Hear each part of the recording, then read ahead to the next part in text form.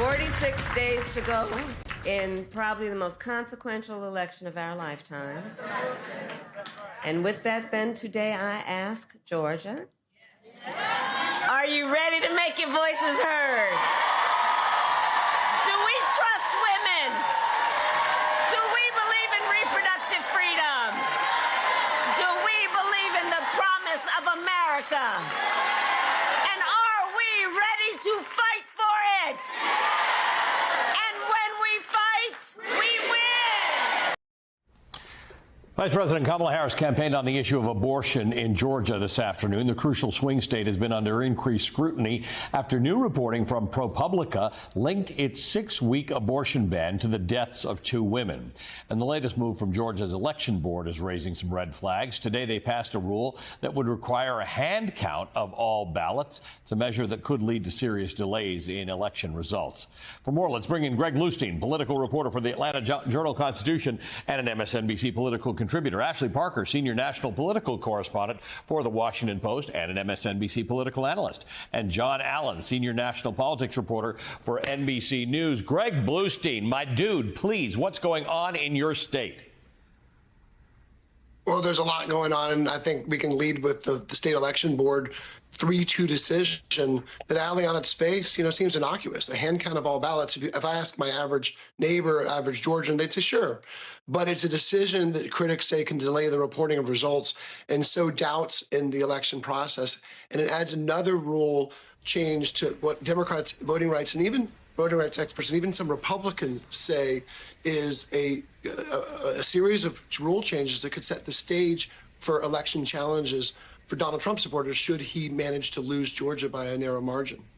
Ashley Parker, look, I think that's Greg's hit on the point. What the Georgia State Board of Elections is doing is they are sowing doubt.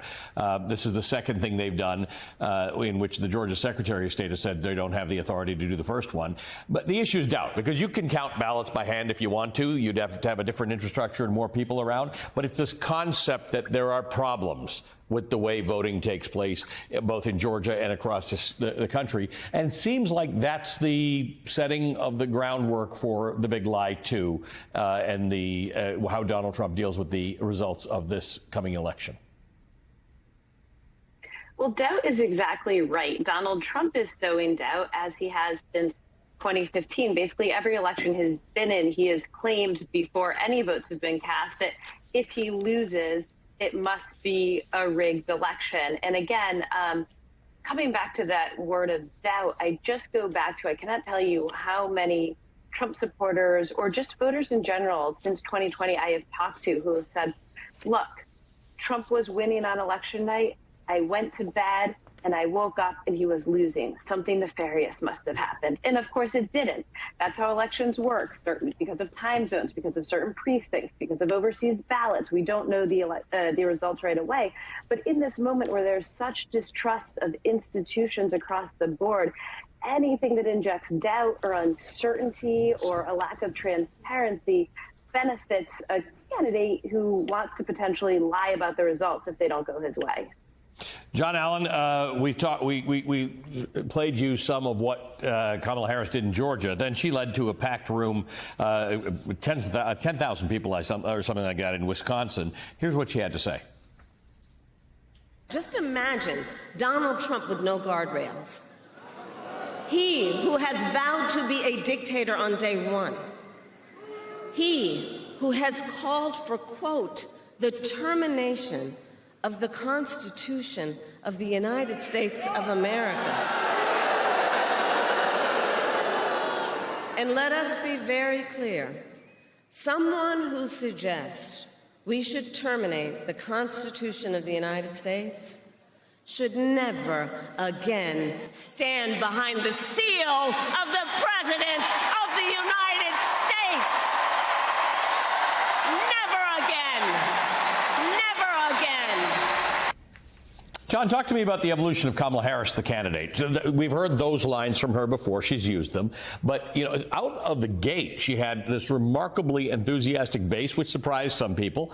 And it has been a steady creep upward, both in the number of people who come out to her events, the number of people who are registering to volunteer, the money that she's raising, and in the polls. It's slow, but it's trending her direction at the moment. Give me a sense of her as a candidate.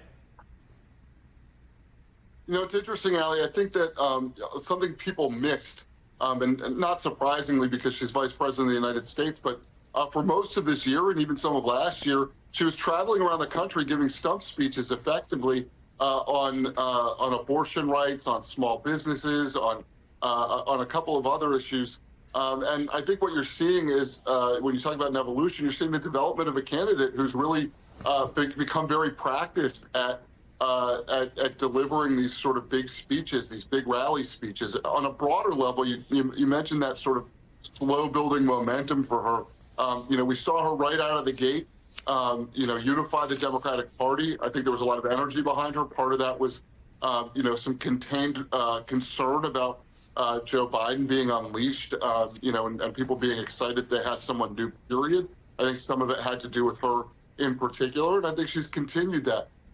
You know, you mentioned the polling. The polling is certainly rosier for her than it was for Joe Biden when he exited this race, but not so much so, you know, that you would say that this is anything other than an incredibly close race. I'm looking at my friend Greg Bluestein there at Georgia and thinking about just how close that the race was last time there. Yeah, and we're going to be looking at Georgia, and we're going to be looking at Pennsylvania again. That's not going to change. It just may take us longer to count the votes. Ashley Parker, you know, it's one of those things in American politics that's weird because every group says this is the group that they need to win. To John's point, you need every group to win at this point. And you're reporting that Harris and Trump are in a real strict fight for men under the age of 50. What's that all about? So this was fascinating to me, too, because when I set out to help report this story, we thought the groups, the sort of persuadables that each campaign was going to be going after were going to be tremendously different. And on the Harris side, there is some difference. They have a much higher ceiling and room for growth. So there's a bunch of groups they're really going after to persuade. But the crux of it is young voters, and both campaigns define young voters as under 50, which I like because that makes me young, so it's a pretty broad range. And these skew more male for both campaigns, and they over-index in both campaigns, which might surprise people.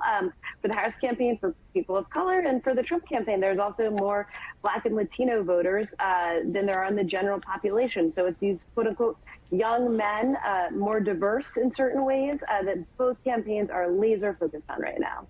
Greg Bluestein, abortion is what Kamala Harris was talking about in Georgia. There's so many issues in Georgia. The elections, voting access have typically been the biggest issues right now. Talk to me about abortion as a motivating issue in Georgia. Any different from every other state where it's a motivating issue? I mean, look, the Atlanta Journal-Constitution just released a poll a couple days ago that showed abortion is the top issue for about 1 in 10 voters. And I think if we polled a little deeper, it would be a top 5 issue for many, many more voters. And Democrats feel like they can bank on abortion in a way that they couldn't in 2022 when Republicans won every statewide office but one, but this U.S. Senate race that Herschel Walker lost. Today's rally was not really a rally. It was not really a pep rally. It was not really your typical campaign speech. It was a very impassioned outline from the vice president of what she says is the bleak future for abortion rights should Donald Trump prevail in Georgia and beyond. And it was a real using personal stories, using personal tales of those two women who died after taking abortion pills shortly after Georgia's anti-abortion law took effect. It hit home to a lot of people in that audience, an invitation-only audience full of some of the most prominent women activists in Georgia who are now going to go out and spread that message throughout Georgia, which is neck and neck. Our poll showed a neck and neck race, a tightening race between Donald Trump and Kamala Harris in one of the most important battleground states in the nation.